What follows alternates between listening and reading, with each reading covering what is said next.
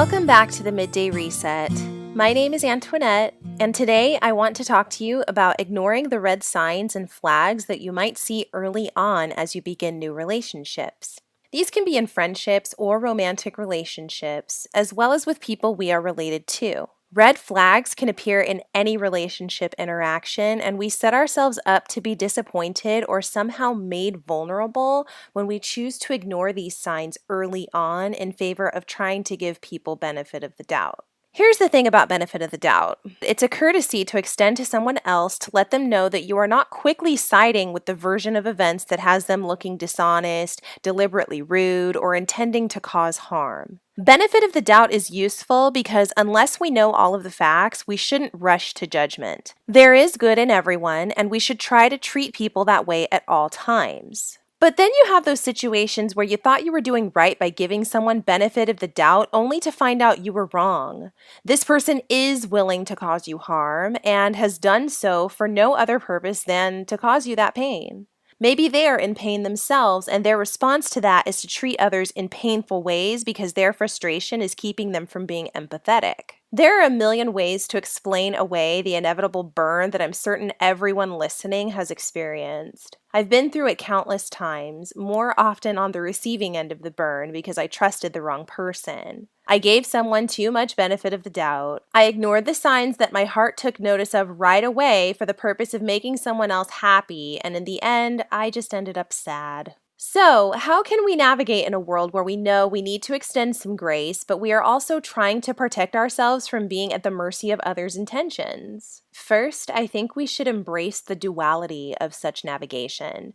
You can be a kind, welcoming person who is also looking out for yourself. It's not cruel to have defenses, boundaries, and layers that you keep up until you feel you can let them down with certain people, especially with people that you're not sure about at first. Wanting to protect your heart and mind from pain and abuse does not make you a bad person. Next, I want to suggest an exercise to help you calibrate your heart's response, your mind's response, your moral compass, and your ability to pick up on all of these internal signals that you send yourself. The next time you get that icky feeling, and I'm sure you know what icky feels like, sort of awkward, feels wrong, feels forced and not in a good way, it just feels off.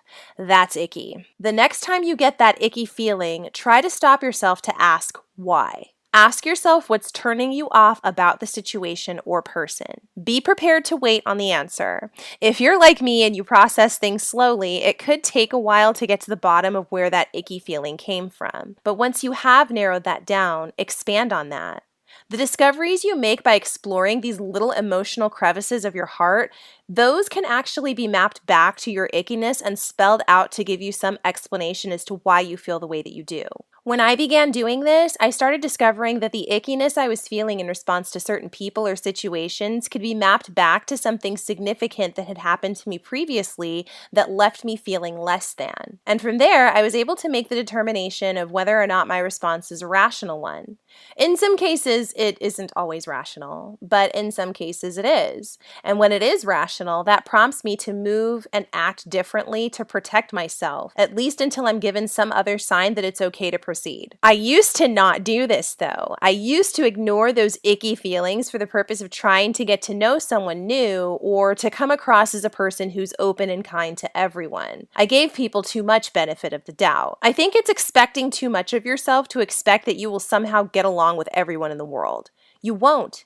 Even when you do everything right, and I'm using air quotes when I say that because, what is right these days? But even when you do everything right, you say the right thing, you wear the right thing, you look a certain way, people will still not like you. And that's okay. You aren't for everybody. Not everyone has to like you. An absence of like doesn't mean hate. It just means you're not their cup of tea. And that's okay. You don't like anything and everything, do you? Could you sit down at a Moroccan restaurant, let someone else order the meal for you, and then scarf it down, no questions asked? I can't. I have a million questions about what this is that you want me to eat. Is it spicy? Is it salty? What's in it? Because I want to know if there are certain ingredients in it that I don't like. Same thing goes for people. It takes little effort to be kind and show basic respect to others, but don't expect yourself to get along with everyone, and don't fault yourself just because you don't click with certain people. That's okay. But ignoring the red flags to forge a relationship will only cause you grief and stress later on. You will be sharing things about yourself and your life from an honest place with someone who may not be equipped to be honest with you in return, and this can leave you vulnerable later.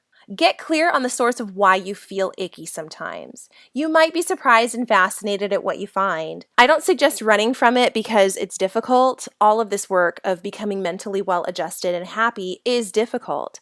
The benefits of the work are bigger though, I promise. Once you can get clear in your analysis what your feelings are and why you have them, you can get better about honoring yourself and your own natural defense system and protecting your own energy. You need all of your good energy for the great things you will do, so I suggest guarding it. What do you think about this? Have you ever ignored any red flags or signs that popped up early on in a relationship only to find out later that maybe you should have been paying more attention? I'd love to hear about it. Write to me either on Instagram at the Midday Reset, or you can email me at themdrpodcast@gmail.com. If you want to show love for the Midday Reset, check out our merchandise, also available through the link on our Instagram. If you pick up something cool, be sure to tag me in your photos so that I can give you a like.